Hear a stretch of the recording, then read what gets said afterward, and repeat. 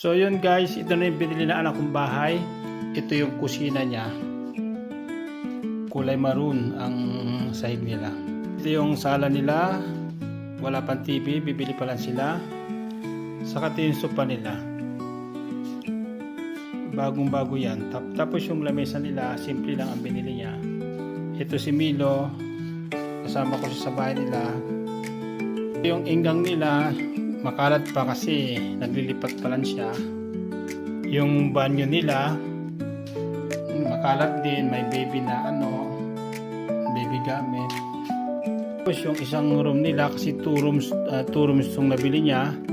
Ito bodega yata na sapatos, puro Nike Air ang sapatos niya, ang dami-dami. Hindi ko alam kung paano niya gamitin to. Ito yung mga gamit nila hindi pa naayos kasi nga lumilipat lang sila. Ito nasa kahon pa yung iba. Tapos dito sa nabili nilang bahay mayroon silang iniwan na aparador. Ito malaki, maganda siya. Tapos ito yung isang kwarto malaki. Ito makalat pa, may pintura kasi nagpipintura ako.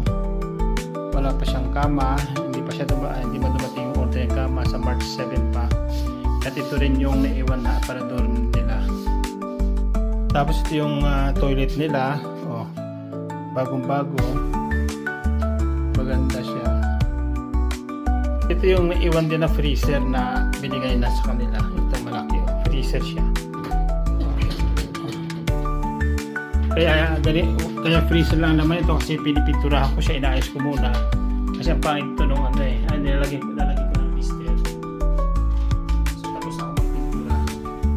Ito si Milo, naghihintay sa mama niya.